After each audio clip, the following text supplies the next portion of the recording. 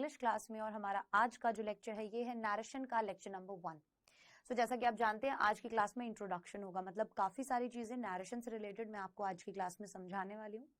ध्यान से सुनिएगा, ठीक है, और ध्यान दीजिएगा कि आखिरकार क्या क्या वो चीजें हैं, कौन कौन से वो इंपॉर्टेंट रूल्स हैं, नैरेशन आखिरकार होता क्या है, इन सब चीजों के बारे में हम आज की क्लास में जानेंगे। सो फर्स्ट ऑफ ऑल क्या होगा, नैरेशन का पता चलेगा अलग अलग टाइप्स के सेंटेंसेस में। फॉर एग्जाम्पल की इंपैरेटिव सेंटेंस जो होते हैं, IMPE लिख रही हूं मैं, चलो पूरा ही लिख देती हूँ।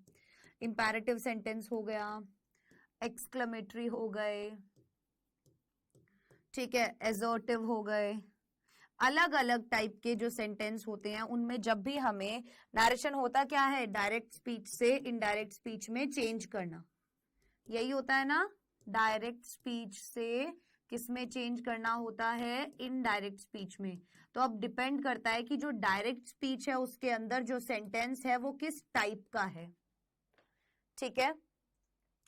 और भी बहुत सारी चीजें जैसे रिपोर्टिंग वर्ब, रिपोर्टेड स्पीच, ठीक है, रिपोर्टिंग स्पीच, इन 3 चीजों के बारे में भी पढ़ेंगे। तो आज की class basically reporting speech, reported speech, reported speech और रिपोर्टेड वर्ब के बारे में, इनके बारे में भी हम आज की क्लास में जानेंगे, ठीक है। काफी सारी इंपॉर्टेंट चीजें हैं, ध्यान से देखिएगा, हर एक तरीके का क्वेश्चन हम देख लेंगे ताकि किसी भी टाइप का सवाल आ जाए। इंटेरोगेटिव अगर सेंटेंस है तो उसको कैसे चेंज करते हैं, रूल्स क्या होते हैं, किन टेंसेस में चेंज होता है, किन टेंसेस में कोई भी चेंज नहीं होता, इन सभी चीजों के बारे में हम पढ़ेंगे, ठीक है। सबसे पहले आता है रिपोर्टिंग स्पीच, लेकिन उससे पहले मैं आपको बता दूं कि आखिरकार नैरेशन क्या होता है।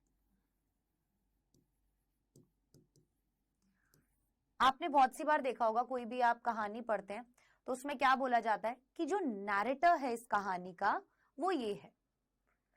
इसका मतलब क्या है कि कहानी जिसके द्वारा सुनाई जा रही है वो क्या होता है, नैरेटर। जो कहानी वो सुना रहा होता है उस कहानी को क्या बोलते हैं, नैरेटिव। समझ में आई बात। नैरेटर कौन होगा,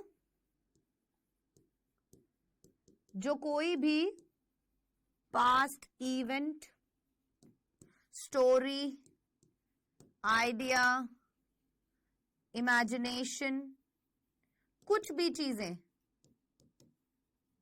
इनके बारे में अगर बता रहा होगा तो, ठीक है, व्याख्यान कर रहा होगा तो। स्पीच मतलब क्या होता है, व्याख्यान ही तो होता है। जो कहानी वो सुना रहा होता है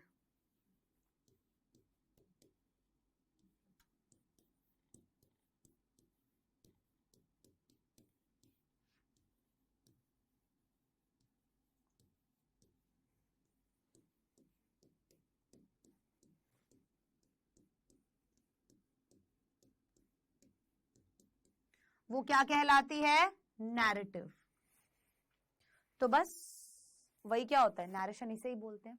मतलब कोई भी घटना है, कोई भी इमेजिनेशन है, कोई भी आइडिया है, कोई भी ड्रीम है, कोई भी स्टोरी है, रियल है, इमेजिनेटरी है, जब आप ये बात किसी दूसरे को बताते हैं, मान लो मैंने कोई बात कही, आपको कही, ठीक है, अब आप जब मेरे द्वारा कही गई बात किसी और को बताएं, तो जब बात मैंने आपको कही वो था डायरेक्ट स्पीच, मतलब कि जो बात थी वो ओरिजिनली मेरे मुंह से निकली थी, है ना, आपने वो बात सुनी। अब आप जब किसी तीसरे इंसान को ये बात बताओगे तो मेरे द्वारा बताई गई बात बताओगे आप, तो वो आप अपने शब्दों में किसी तीसरे इंसान को बता रहे हो। तो जो बात मैंने बोली वो डायरेक्ट स्पीच, और जो बात आप तीसरे इंसान को बता रहे हो वो इनडायरेक्ट स्पीच, ठीक है। वो क्या है, इनडायरेक्ट व्याख्यान है जो भी बात बोली गई उसका, और यहां डायरेक्ट व्याख्यान है क्योंकि मैं ही वो बात बोल रही हूं, मेरी ही बात बता रही हूं। ये होता है डायरेक्ट स्पीच और इनडायरेक्ट स्पीच। जब वक्ता के द्वारा कही गई बात एज इट इज एग्जैक्ट शब्दों में किसी और को बताई जाए तो वो कहलाती है इनडायरेक्ट स्पीच। और जब वक्ता के द्वारा बताए गए शब्द एज इट इज बताए जाएं, मतलब कि डायरेक्ट स्पीच क्या होगी, जब वक्ता के द्वारा बताए गए शब्द एज इट इज बताए जाएं जो उसने बोले हैं वो, और जब वो एज इट इज ना बताए जाएं और वो अपने शब्दों में किसी तीसरे इंसान को बताए जाएं तो वो क्या होती है, इनडायरेक्ट स्पीच, है ना। अब आपने क्या किया, आपने दो तरीके की बात बताई, डायरेक्ट स्पीच और इनडायरेक्ट स्पीच, एक बार समझने की कोशिश करना।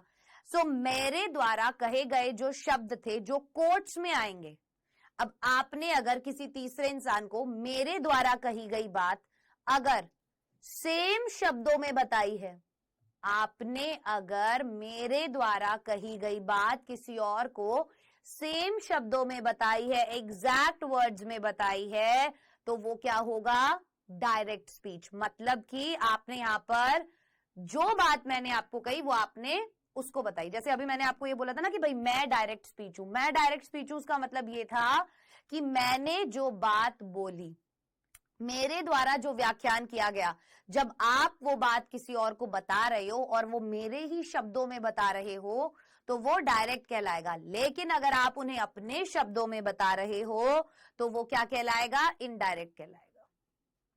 अब रिपोर्टिंग स्पीच, रिपोर्टेड स्पीच, ये दोनों चीजें क्या होती हैं, साथ ही साथ rules for changing direct narration into indirect narration, क्या क्या रूल्स हमें फॉलो करने पड़ते हैं वो रूल्स हम देखेंगे। कनेक्टिव्स का देखेंगे, अलग अलग टाइप्स के सेंटेंसेस का देखेंगे, उसके बाद आपने देखा ये सारे रूल्स जो है वो हम आज की क्लास में कंप्लीट करेंगे। ठीक है, सारे अलग अलग टाइप के सेंटेंस आप देख सकते हो, इंपेरेटिव सेंटेंस दिख रहा है, एक्सक्लेमेटरी, एक्सक्लेमेटरी, ये सभी चीजें हम आज की क्लास में देखने वाले हैं।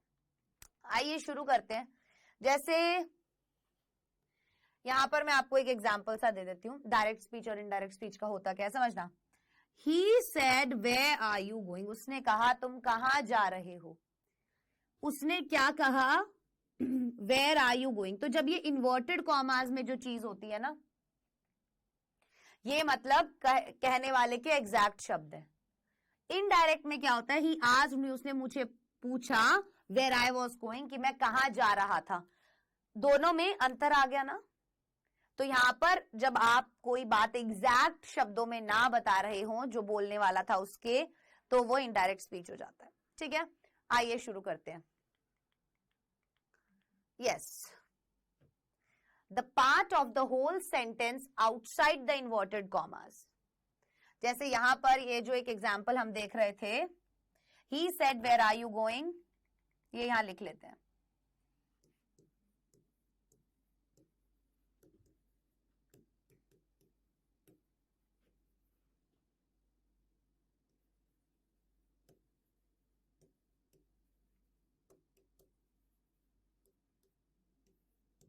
है ना, ये हमने यहां पर लिख लिया। अब क्या बोला कि the part of the whole sentence, वो हिस्सा पूरे सेंटेंस का, आउटसाइड द इन्वर्टेड कॉमास, जो इन्वर्टेड कॉमास के बाहर है, मतलब ये वाला हिस्सा।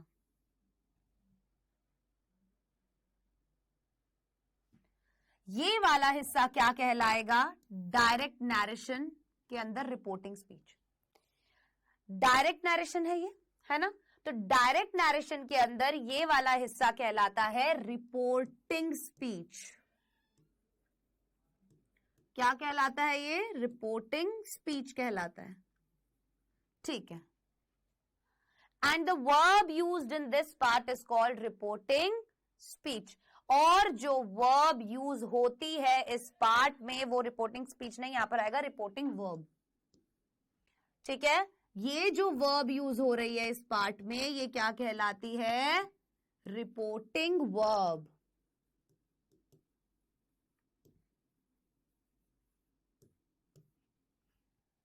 आई बात समझ में।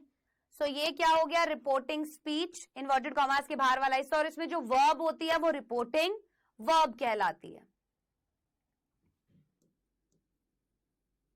ठीक है, रिपोर्टेड स्पीच क्या होती है। अब जैसे यहां पर ये सेंटेंस था, he said where are you going,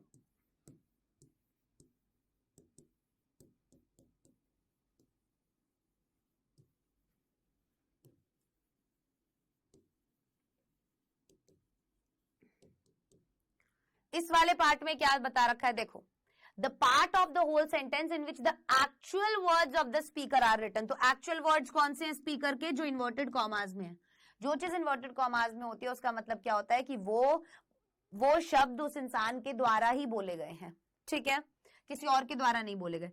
so he said where are you going, तो ये वाला जो हिस्सा है ना इन्वर्टेड कॉमास वाला, ये क्या कहलाता है, रिपोर्टेड स्पीच कहलाता है।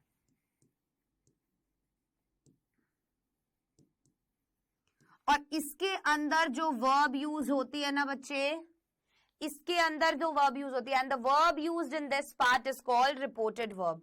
और ये जो वर्ब यूज हो रही है इसके अंदर वो क्या कहलाएगी, रिपोर्टेड वर्ब।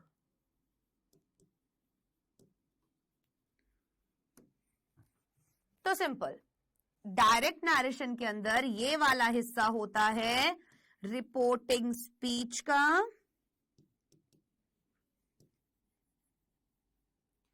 और ये वाला हिस्सा होता है रिपोर्टेड स्पीच का। ये क्या होती है, रिपोर्टिंग वर्ब।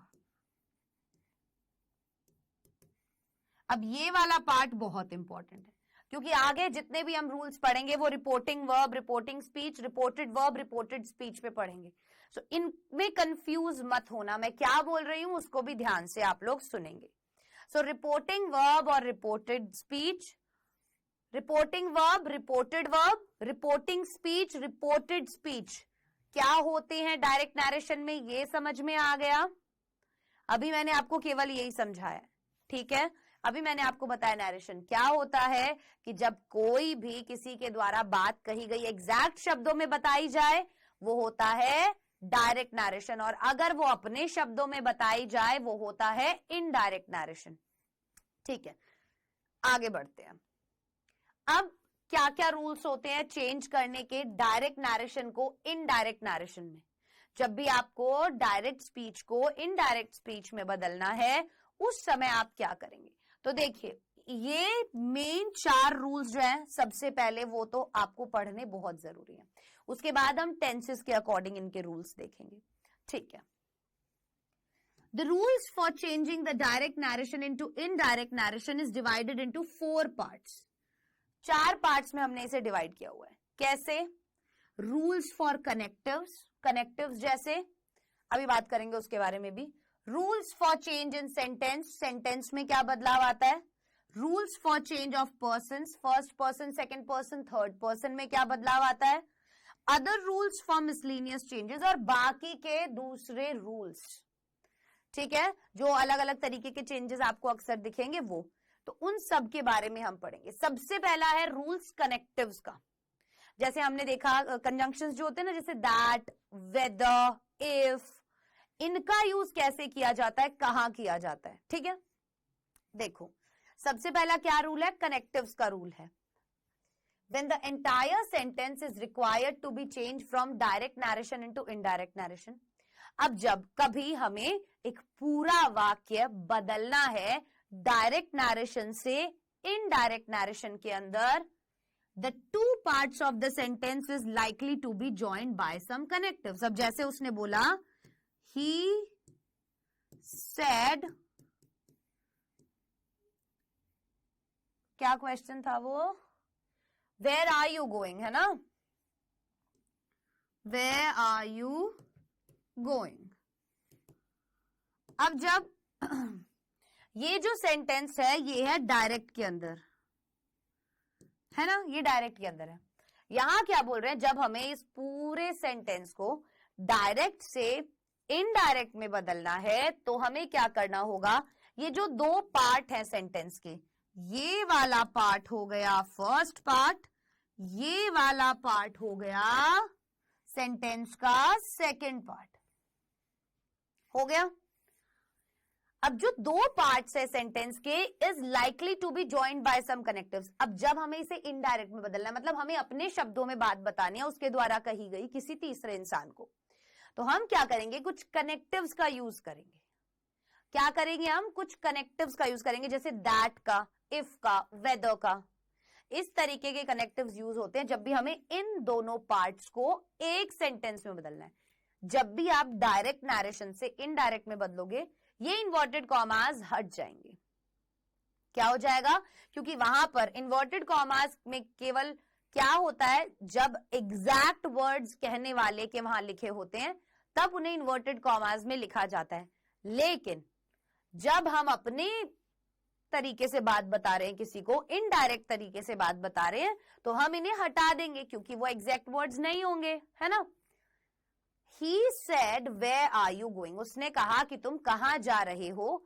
अगर हमें इन दोनों पार्ट्स को जोड़कर एक वाक्य बनाना है तो हमें क्या करना होगा, हमें कुछ रूल्स फॉलो करने होंगे, कुछ कनेक्टिव्स यूज करने होंगे। कैसे? मान लो अब है इंटेरोगेटिव सेंटेंस, जैसे हमने अभी देखा था ना, जो हमारा सेंटेंस था वो खुद भी इंटेरोगेटिव ही था। तो समझना, if the reported speech is in the form of N interrogative sentence, it can be connected in two ways according to the structure of interrogative sentence. सबसे पहले क्या बोला गया, अगर रिपोर्टेड स्पीच जो है वो किस फॉर्म में है, इंटेरोगेटिव सेंटेंस की फॉर्म में है। यहां पर ये रिपोर्टेड स्पीच है, क्या है यहां पर, ये रिपोर्टेड स्पीच है।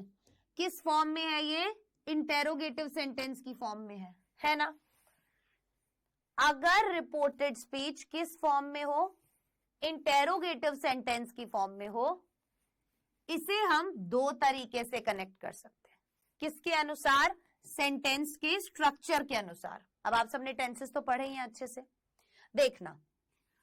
If the interrogative sentence begins with N interrogative adverb, अगर कोई इंटेरोगेटिव सेंटेंस शुरू होता है इंटेरोगेटिव एडवर्ब से, for example what, why, where, how, when, इनसे, या फिर with N interrogative adjective pronoun, जैसे प्रोनाउन कौन सा होगा, जिसमें संज्ञा के स्थान पर जो चीज काम आती है, दैट इज प्रोनाउन, ठीक है। who, whose, whom, what, which, no connective is required to join it, कोई कनेक्टिव की जरूरत नहीं होती इन्हें ज्वाइन करने के लिए। इन्हें ज्वाइन करने के लिए किसी भी कनेक्टिव की जरूरत नहीं होती है। It is a mistake to use that to connect such a sentence. जब हम कोई भी, हमारे पास एक सेंटेंस है डायरेक्ट नरेशन का, उसमें जो रिपोर्टेड स्पीच है वो जब हमें इंटेरोगेटिव सेंटेंस के रूप में दी हुई है और इंटेरोगेटिव सेंटेंस शुरुआत हो रही है उसकी interrogative adverb what, why, where, how, when से, या फिर इंटेरोगेटिव एडजेक्टिव या pronoun who, whose, whom, what, which से, तो उन्हें हम किसी भी कनेक्टिव से ज्वाइन नहीं करते। ये एक बहुत बड़ी गलती होती है जब हम वहां दैट का यूज करें, समझना। He said, where are you going? उसने कहा तुम कहां जा रहे हो। जब हमने इसे बदला तो ये कैसे बन गया, he asked me। क्या हमने यहां पर दैट का यूज किया, नहीं किया। हमने यहां पर दैट का यूज नहीं किया क्योंकि अभी हमने पढ़ा कि ये यहां पर यूज नहीं होगा, ठीक है। सो ही आस्क्ड मी, उसने मुझसे पूछा वेयर आई वाज गोइंग, कि मैं कहां जा रहा था। अब ये आर यू वॉज में कैसे बदल गया, ये आगे जाके हम जब टेंसेस के रूल्स पढ़ेंगे तब जानेंगे, ठीक है। अभी इतना ही समझो। अगर interrogative sentence begins with the auxiliary verb, helping verb, connectives whether or if is used to join it। अब वो who, whom, what, where वाले हट गए। अगर हमारा जो सेंटेंस है और उस सेंटेंस का जो रिपोर्टेड स्पीच है, मतलब ये वाला पार्ट जो है, ये वाला पार्ट जो है, अगर ये शुरू हो रहा है किसी ऑक्सिलरी या हेल्पिंग वर्ब से, आप देख सकते हो is, helping verb, do, auxiliary verb. अब आपको समझ में आया कि जब हम इंटेरोगेटिव सेंटेंस जो है डायरेक्ट नरेशन में, वो शुरुआत कर रहा है ऑक्सिलरी वर्ब या हेल्पिंग वर्ब से, ऑक्सिलरी वर्ब या हेल्पिंग वर्ब से, तो वो क्या कहलाएगा, वहां पर हम वेदर और इफ की मदद से इसे कन्वर्ट करेंगे। कैसे, he said is he a doctor, ये वाला पार्ट जो है ये क्या है, ये है रिपोर्टेड स्पीच है, ये वाला पार्ट क्या है? रिपोर्टेड स्पीच है, ये रिपोर्टिंग स्पीच है। हमें पता चला ही सेड के बाद ये वाला जो पार्ट है ये इंटेरोगेटिव है, चला पता। तो जब अगर ये इंटेरोगेटिव है तो आपको क्या करना है? इंटेरोगेटिव में देखना है कि शुरुआत किससे हो रही है, हेल्पिंग वर्ब या ऑक्सिलरी वर्ब से हो रही है क्या? हमने देखा हाँ भाई हेल्पिंग वर्ब से हो रही है ना। तो हमने क्या किया कि he said whether he was doctor। तो ये हेल्पिंग वर्ब और ऑक्सिलरी वर्ब एक ही तो होती हैं, एक ही होती है ना। तो इज और डू आप देख सकते हैं यहाँ पर दोनों ही हेल्पिंग वर्ब्स हैं। he said whether he was a doctor, हमने यहाँ पर that नहीं लगाया, क्या लगाया? whether। तो सेंस आपको समझना होगा, क्या करना होगा आपको? हमेशा सेंस समझना होगा। he said उसने कहा whether he was a doctor, तो यहां पर वो सवाल ही कर रहा है एक तरीके से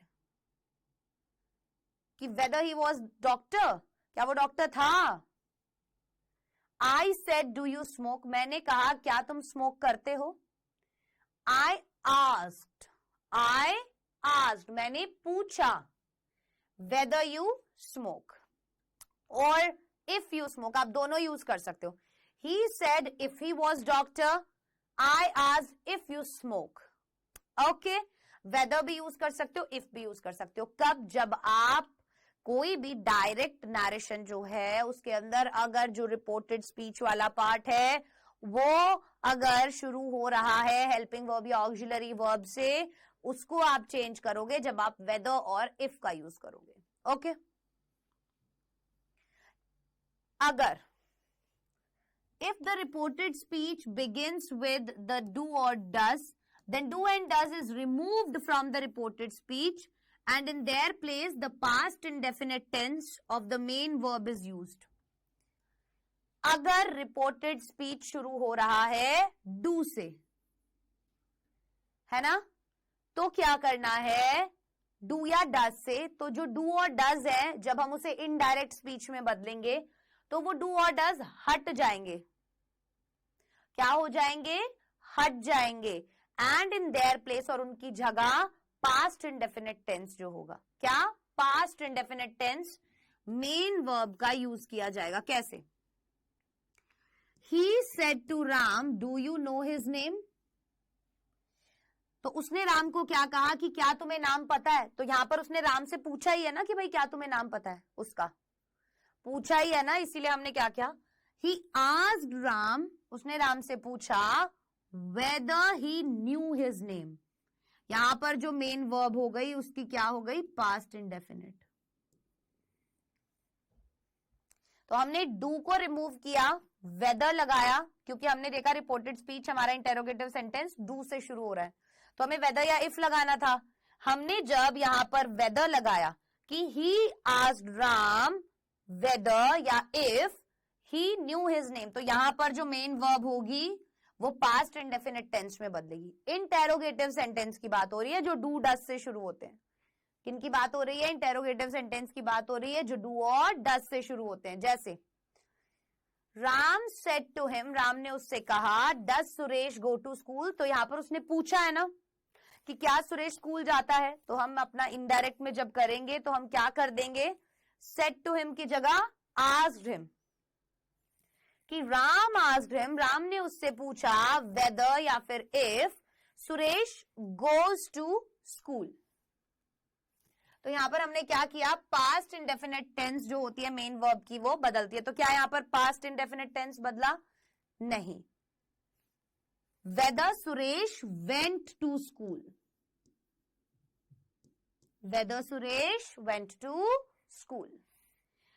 सो यहां पर आपने एक बात जान ली कि भाई हमें पास्ट इंडेफिनिट टेंस में बदलना होता है ना? क्लियर है? चलो, if the reported speech begins with the auxiliary verb did, अगर जो हमारा सेंटेंस है और उसका जो रिपोर्टेड स्पीच है वो कैसे शुरू हो रहा है? अगर वो शुरू होता है ऑक्सिलरी वर्ब डिड से, then the did is removed and the past perfect form of the main verb is used। तो did को हटा दिया जाता है और पास्ट परफेक्ट फॉर्म यूज की जाती है। जैसे यहां पर पास्ट इंडेफिनिट फॉर्म यूज कर रहे थे किस केस में, जब रिपोर्टेड स्पीच डू और डज से शुरू हो रहा था। यहां पर जब रिपोर्टेड स्पीच डिड से शुरू हो रहा है तो हम इस डिड को हटा देंगे और जो मेन वर्ब होगी वो किस में हो जाएगी, पास्ट परफेक्ट में। ठीक है, इसीलिए टेंसेस पूरा डिटेल में पढ़ाए गए थे ताकि आगे वॉइस और डायरेक्ट इनडायरेक्ट में दिक्कत ना हो। आई सेड टू हिम, मैंने उसे कहा, did you go to school yesterday, क्या तुम स्कूल गए थे कल। आई आस्क्ड हिम, मैंने उससे पूछा। वेदर, वेदर का यूज क्यों किया हमने, क्योंकि हमने बताया था यहां पर, इसलिए हमने यूज किया। ऑक्सिलरी वर्ब से अगर कोई भी इंटेरोगेटिव सेंटेंस शुरू हो रहा है रिपोर्टेड स्पीच के अंदर तो हम यूज करते हैं। तो देखो यहाँ पर डिड ऑक्सिलरी वर्ब है ना, तो इसीलिए हम यहाँ वेदर यूज करेंगे। आई आस्क्ड हिम, मैंने उससे पूछा, whether he had gone, past perfect tense, whether he had gone to school the previous day. Yesterday किस में चेंज हो जाता है, द प्रीवियस डे में। टुमारो किस में चेंज हो जाएगा, द नेक्स्ट डे में। सो टुमारो जो है वो चेंज होता है the next day indirect speech में आने के बाद, और येस्टरडे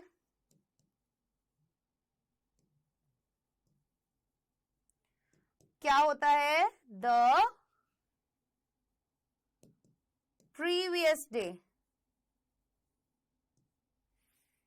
ठीक है, I said to him, did you go to school yesterday.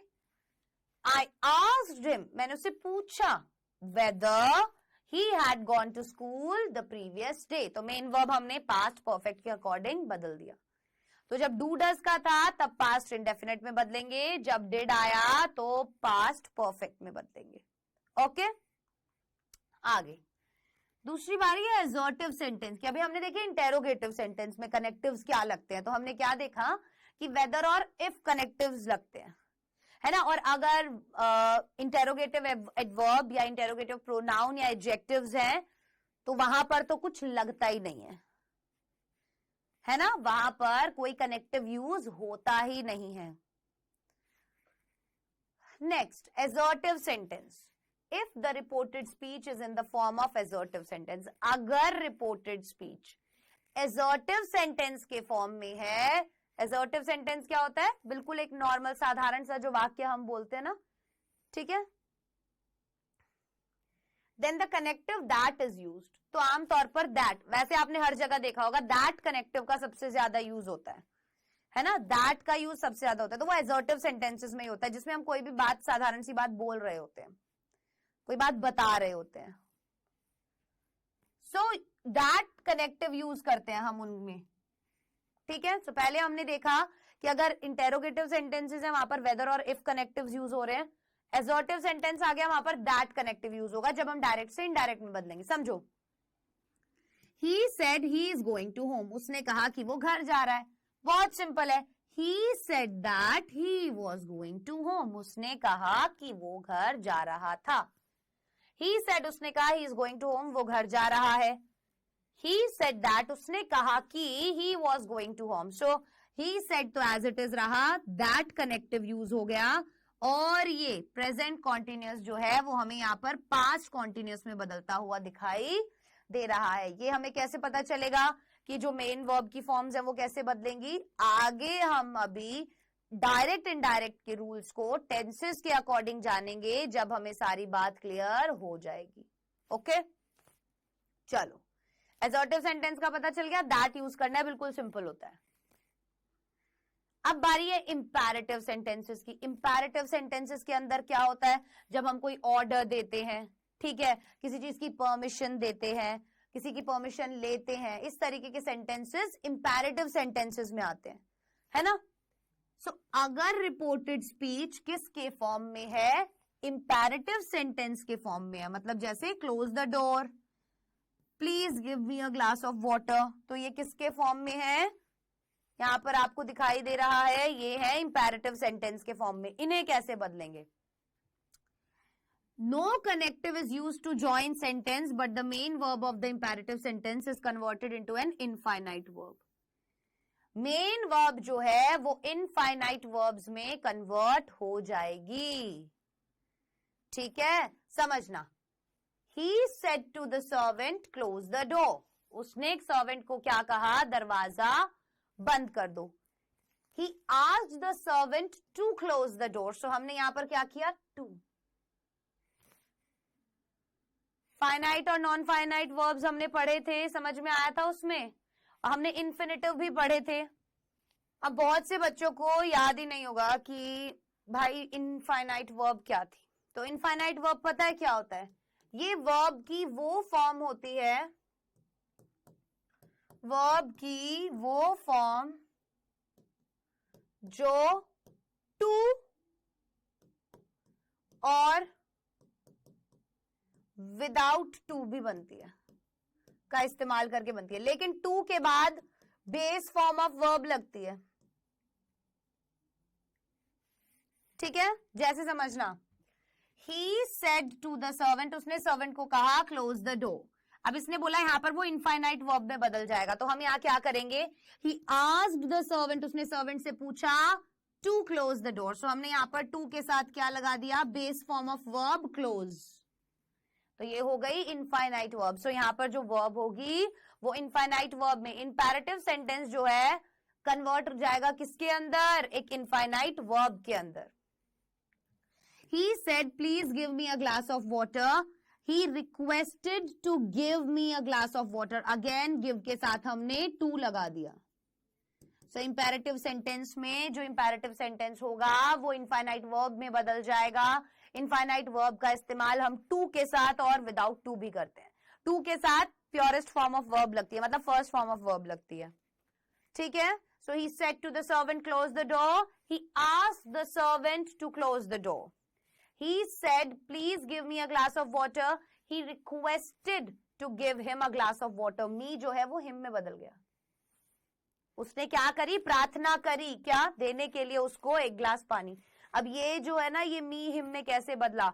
ये प्रोनाउंस का जब पार्ट पढ़ेंगे ना, जैसे अभी हम कनेक्टिव्स पढ़ रहे हैं, जब हम प्रोनाउंस पढ़ेंगे कि प्रोनाउंस कैसे बदलते हैं, तब आपको समझ में आ जाएगा. अभी मैं केवल इतना, अभी ना आप बाकी चीजों पर ध्यान मत देना. अभी ये समझना, केवल रिपोर्टेड स्पीच के अंदर जो अलग अलग टाइप के सेंटेंसेस होते हैं उनको हम क्या क्या बदलते हैं. ठीक है, जैसे अभी हमने इंटेरोगेटिव सेंटेंसेस के देखे, अलग अलग टाइप्स देखे. अब हम इंपेरेटिव सेंटेंस के देख रहे हैं, एसर्टिव के देख लिए हमने. तो अभी बात केवल इतनी चल रही है पहली क्लास में कि रिपोर्टेड स्पीच के अंदर का जो सेंटेंस है, अगर वो अलग अलग टाइप के सेंटेंस है तो उन्हें हम किन कनेक्टिव से जोड़ते हैं. ठीक है, अगली बात आ गई है एक्सक्लेमेटरी सेंटेंस की. एक्सक्लेमेटरी सेंटेंस क्या होता है कि अगर रिपोर्टेड स्पीच किस फॉर्म में है, is in the form of exclamatory sentence. अगर रिपोर्टेड स्पीच एक्सक्लेमेटरी सेंटेंस के फॉर्म में है, इंडिकेट सरप्राइज. एक्सक्लेमेटरी सेंटेंसेस कौन से होते हैं? जिनमें हमें सरप्राइज, फियर, विश, कंटेम्प्ट, ठीक है, ये सब चीजें जब दिखाई देती हैं तो वो एक्सक्लेमेटरी सेंटेंस होते हैं. एक्सक्लेमेटरी मार्क आपको दिखाई देता है उन सेंटेंसेस के लास्ट में.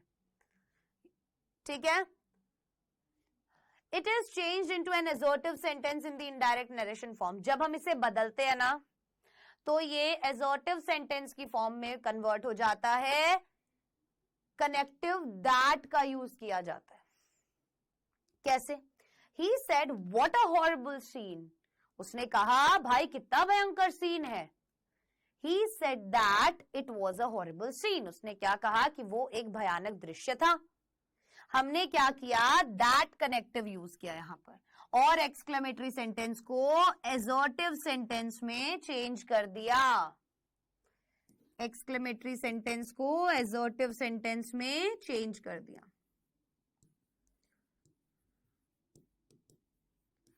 ठीक है, आ गई बात समझ में? ठीक है. Exclamatory sentence, the sentences which carry the sense of sudden Joy. एकदम से कोई जॉय, सॉरो, वंडर, डिसअपॉइंटमेंट, अगर इस तरीके की चीजें आती हैं तो वो एक्सक्लेमेटरी सेंटेंस कहलाता है. ठीक है, these sentences generally begins with, ये सेंटेंसेस अक्सर किन शब्दों से शुरू होते हैं? Alas, oh, hurrah, bravo, how, what, water, etc. अब उन्होंने बोला ये शब्द आपको अक्सर एक्सक्लेमेटरी सेंटेंसेस की शुरुआत में मिलेंगे.